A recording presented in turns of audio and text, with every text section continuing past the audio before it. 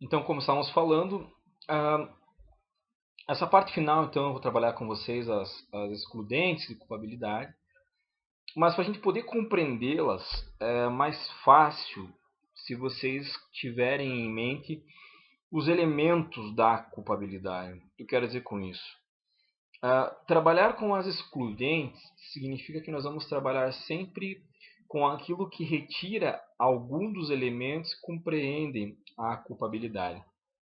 Então, não adianta eu falar para vocês, porque tem tal e tal excludente, se vocês não entenderem como que elas se aplicam. Então, funciona assim.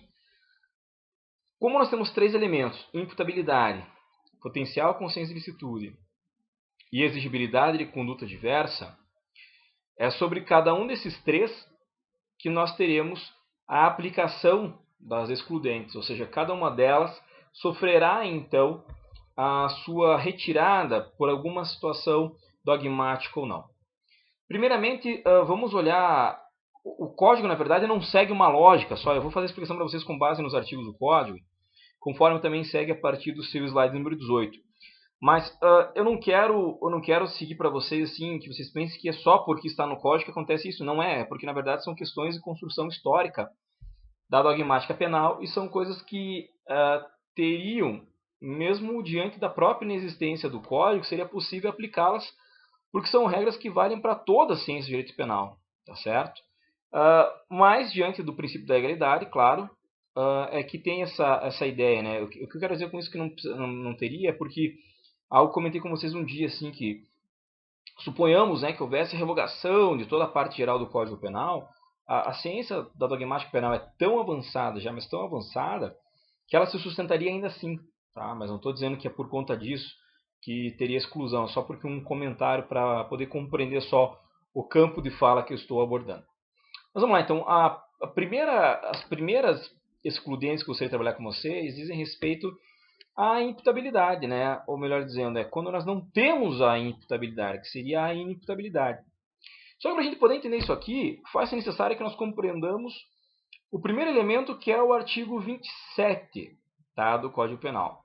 Ou seja, no artigo 27 do Código Penal, está escrito para nós o seguinte: os menores de 18 anos são penalmente inimputáveis, ficando sujeitos às normas estabelecidas na legislação especial.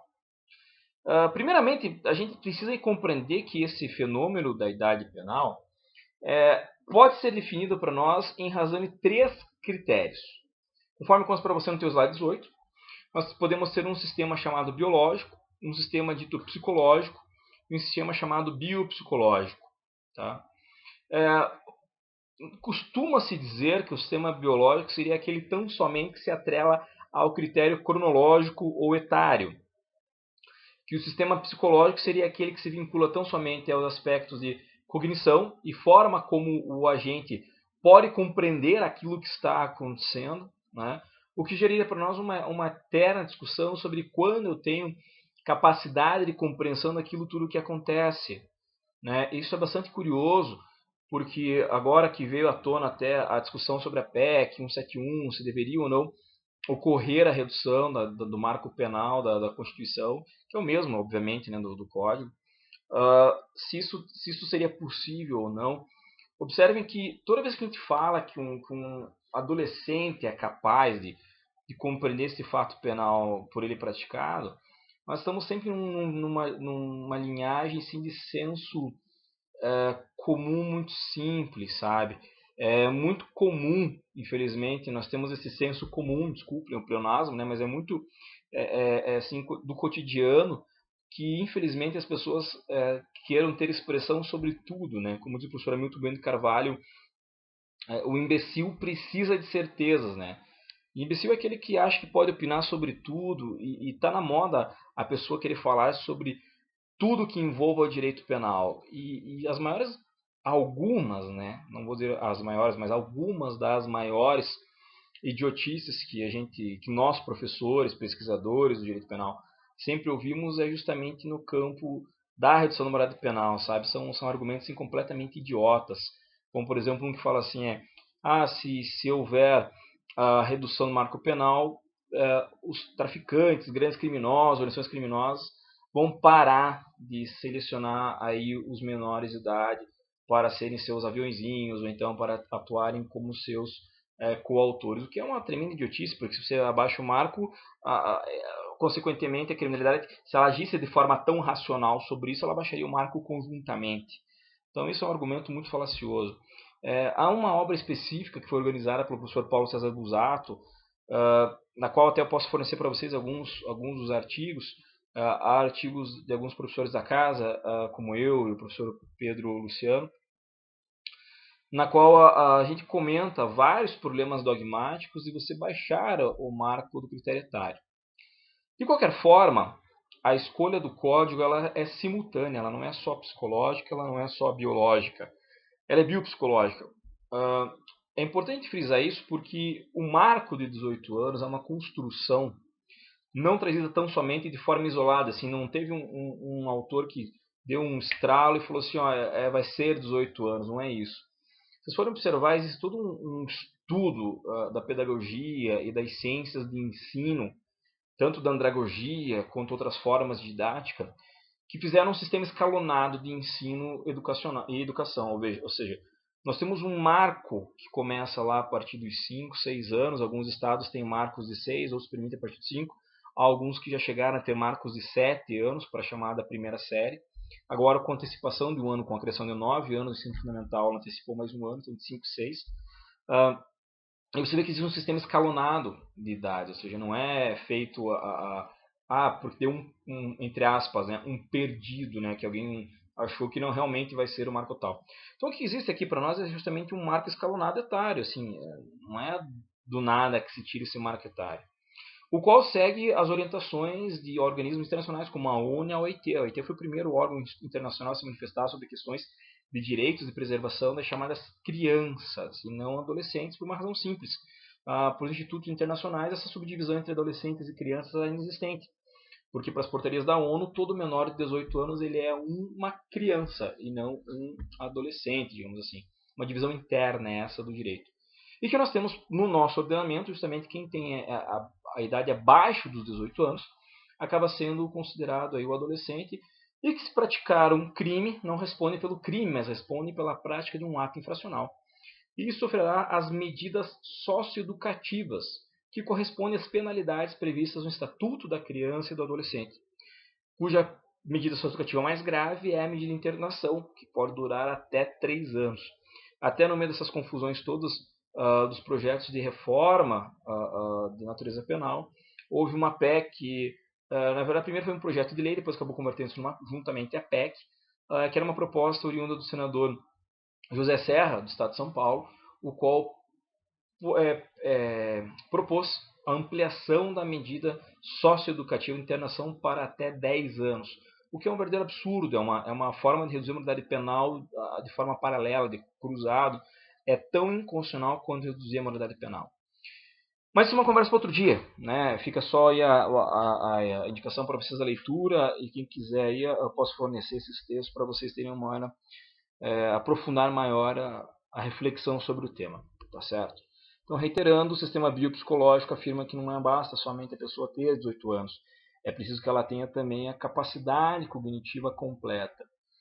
O que é extremamente curioso, de fazer mais um parênteses crítico na colocação, porque muito se fala em reduzir cada vez mais o marco penal, mas ao mesmo tempo várias pesquisas das ciências psi, né, da psicologia, da psicanálise, da psiquiatria e até das vertentes neurocientíficas de neurociência, né, têm apresentado que a geração atual de jovens tende a amadurecer mais tarde. Foram publicados recentemente alguns estudos que dizem que as pessoas estão casando mais tarde, porque estão até demorando mais tempo para sair da casa dos pais, etc. E isso, que sempre foi sinal de imaturidade, curiosamente é feito um comparativo de pode reduzir a moralidade penal, ou seja, não sei se fica claro para vocês esse antagonismo entre essas duas coisas, que existe simultaneamente como nós falamos, uma possibilidade de uma ausência de amadurecimento em alguns aspectos dos relacionamentos sociais, mas que há simultaneamente também uma necessidade que se justifica por medidas puramente simbólicas, eleitoreiras mesmo, de baixo nível intelectual, de querer reduzir sempre a maioridade penal. Recentemente escutei comparações durante um debate de colegas que afirmaram porque se fôssemos um país mais evoluído, como uma Alemanha, uma Suécia, poderíamos então reduzir a maioridade penal. O que é, na verdade, uma síndrome de vira-lata, né? Ou seja, de cachorro sem raça. Por que isso? Estudos de psicologia, principalmente do Gustave Le Bon, que é a psicologia das multidões, que ele escreveu no início do século passado, trazem essa perspectiva de que as pessoas europeias são mais evoluídas intelectualmente do que os povos latino-americanos e os povos subdesenvolvidos. E afirmar que se fôssemos uma sociedade como eles, é um reducionismo muito grande. Muitos dizem que seria importante que ricos e pobres estudassem em escolas iguais. É outro reducionismo absoluto, porque não leva em consideração as estruturas socioeducacionais internas, familiares e as outras formas de controle social informais que cada pessoa passa ao longo de sua vida. Enfim, o buraco é muito mais profundo do que simplesmente uma conversa de boteco dizendo que reduzir a maioridade penal seria algo eficaz ao sistema. Já não bastasse a superpopulação carcerária, né, que não tem lugar para mais nenhum sujeito, nem meio sujeito, nenhuma perna em muitas penitenciárias brasileiras, ainda assim querem sobrecarregar ainda mais, aumentando o público-alvo das medidas punitivas. Então, assim, é extremamente negativa essa consideração. Simultaneamente a isso, temos o problema psicológico, que diz respeito do artigo 26 daí do Código, que trabalha com a inimputabilidade por doença mental ou por desenvolvimento mental incompleto ou retardado. O que quer dizer? O artigo 26 falou para nós assim: é isento de pena o agente que por doença mental ou desenvolvimento mental incompleto ou retardado era ao tempo da ação ou da omissão inteiramente incapaz de entender o caráter ilícito do fato. E que eu gostaria que vocês destacassem essa expressão no código de vocês: é inteiramente incapaz de entender o caráter ilícito do fato, ou determinar-se de acordo com esse entendimento. Observem que aqui mescla a inimputabilidade com a possibilidade, né, com a potencial consciência ilícita do fato, inteiramente incapaz de entender. O curioso disso é que o código traz para nós um parágrafo único que fala sobre a chamada culpabilidade diminuída, que significa uma redução de pena, né, para todo aquele que praticar o crime de uma forma que ele possa, ao momento, ter uma compreensão parcial. Diz lá o parágrafo único 26. A pena pode ser reduzida de 1 a 2 terços se o agente, em virtude de perturbação de saúde mental ou por desenvolvimento mental incompleto ou retardado, não era inteiramente capaz de entender o caráter ilícito do fato ou determinar-se de acordo com esse entendimento. Observe, não era inteiramente capaz.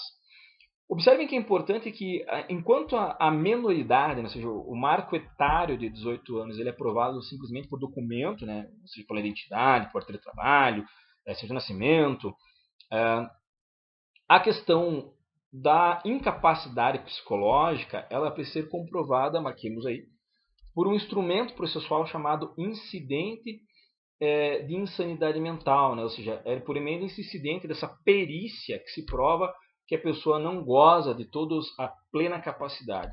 Professor, mas ela foi algo temporariamente pelo fato, ainda assim diz respeito à perícia, né?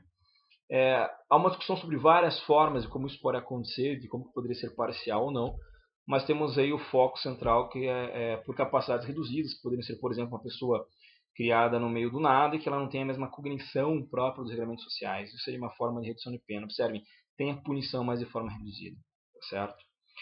Continuando a nossa análise da culpabilidade, temos que há ainda no artigo 28 uma discussão sobre a inimputabilidade ou a imputabilidade vinculada à questão das emoções e paixões. O artigo 28 é muito claro quando ele fala para nós que não excluem a imputabilidade penal, a emoção ou a paixão. É óbvio que nenhum sentimento pode ser utilizado como critério de isenção de prática delitiva, né? Sobre isso, há estudos muito sérios atuais da dogmática penal. Principalmente é um estudo belíssimo de uma professora alemã chamada Tatiana Horley, a qual estuda muito a questão da vinculação de punições e proteção de sentimentos por um instrumentário penal. Há um artigo meu disponível no academia.edu para quem se interessado, por que o sentimento não pode ser nem objeto de tutela penal, quando muito menos agora, nesse comentário que estamos fazendo, o sentimento possa servir para nós termos aqui uma eximente penal, né, uma excludente culpabilidade para justificar a conduta ou afastar essa possibilidade de punição para esse exculpante. É claro que há situações que nós vamos ver ao longo do semestre que algumas situações, as emoções elas podem servir inclusive para aumentar a pena ou para diminuir a pena, né? A pessoa que pratica por ciúmes pode ser considerada um motivo torpe, consequentemente um homicídio ter ser uma causa qualificadora, assim como uma agravante genérica do artigo 61. Enquanto que a violenta emoção após a injusta provocação da vítima pode ser, se for sob domínio, uma causa especial de diminuição de pena do homicídio, se for uma influência, uma atenuante genérica do artigo 65. Então, isso são coisas que nós vamos discutir ainda, mas ela nunca vai excluir a imputabilidade penal, como afirma o Código. Ao lado disso, nós temos o inciso 2, que fala da embriaguez. Afirma lá, a embriaguez voluntária, ou seja, aquela com vontade de ficar embriagado, ou culposa pelo álcool, substâncias e efeitos análogos, não exclui também a imputabilidade penal. O que gera para nós aqui uma discussão bastante clara sobre os parágrafos existentes no 28. Professor, como assim? Ora, é simples. Observe aqui para nós aí nos teus slides 20 e 21. Temos no parágrafo 1º do artigo 28 uma isenção de pena para o agente que acaba ficando embriagado de forma completa. E vejam que seria importante que vocês destacassem, assim como consta a informação no slide, que você destaque isso também no seu código. O primeiro requisito é que a embriaguez seja completa. E o que é completa? É aquela que já perdeu completamente os sentidos, né? A embriaguez máxima. E que ela não seja voluntária, mas que ela seja proveniente de caso fortuito ou força maior. E que, em virtude disso, o agente fosse inteiramente incapaz de entender o caráter ilícito do fato ou de se determinar de acordo com esse entendimento. Né? Há um caso conhecido, né, aqui do nosso estado, em que num trote, nesses praticados em universidades, ainda há anos atrás, quando ainda não existia essa vedação absoluta de trotes, um grupo de jovens, eles amarram um dos calouros e obrigam ele a beber. Um rapaz que nunca tinha, agora não me recordo se ele nunca tinha, ele não era dado ao costume, ao hábito da embriaguez, né, não costumava beber. E as pessoas seguram ele, fazem ele beber na marra, né? E consequentemente ele fica muito embriagado, perde completamente a noção do que está fazendo e agride uma pessoa no meio da festa. E as pessoas que lá estavam, as próprias pessoas que seguraram ele, embriagaram, ele comentou, realmente, pelo que aconteceu, nós vimos que ele ficou bêbado muito rápido, era uma quantidade muito absoluta. E que segurar ele é a força, ou seja, e aqui tem discussão, essa embriaguez ela é voluntária? Não, não é voluntária, ela é involuntária. E quando a gente fala de caso fortuito ou força maior, é aquilo que rompe essa voluntariedade. E o curioso disso é como vai ter uma embriaguez por caso fortuito e força maior, porque força maior é aquilo que você até pode prever, mas é impossível evitar. E o caso fortuito é aquilo que é imprevisível, porque se previsível fosse, seria evitado. Né? E a doutrina sempre traz alguns exemplos meio forçados. Né? Há um exemplo muito comum que eu ouvia muito em autores quando eu estava fazendo faculdade ainda, e a gente encontra alguns professores que comentam isso ainda hoje, dizer que um exemplo caso fortuito seria a pessoa que cai num tonel de cachaça. Não, um exemplo idiota. Né? A questão é a seguinte, o exemplo próprio da força maior é esse que eu citei para você, seria uma pessoa que vem e lhe droga, lhe dá uma substância entorpecente sem você ver, lhe abriga a força, né? Ou seja, embora previsível fosse, você não conseguiria evitar isso. E o caso fortuito é justamente aquelas situações que não são previsíveis.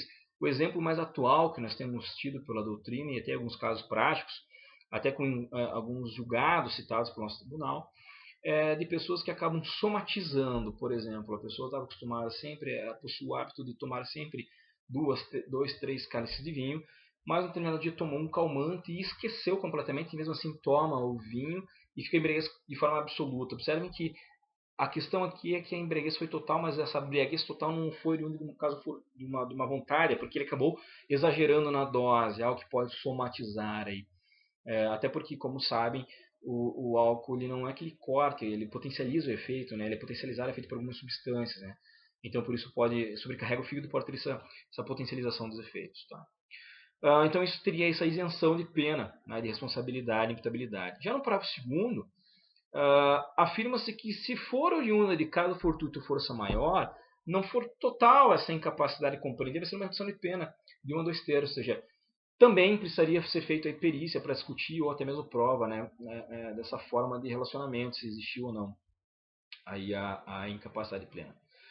Já nos caminhando para o final da nossa aula, temos excludente de culpabilidade pela obediência hierárquica à ordem não manifestamente ilegal, que está previsto por nós lá no artigo 22 do Código Penal, assim como a coação moral irresistível, também prevista para nós no artigo 22 do Código.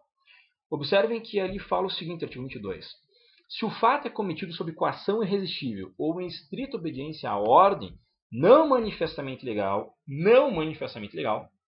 de superior hierárquico, só é punível o autor da coação ou da ordem. Vamos trabalhar primeiro com essa obediência à ordem não manifestamente legal. Primeiro de tudo que ela só vai se aplicar para nós dentro do direito público, né? Não cabe dentro do direito privado, cabe somente dentro do direito público, porque precisa ter essa relação de hierarquia pública, de subordinação.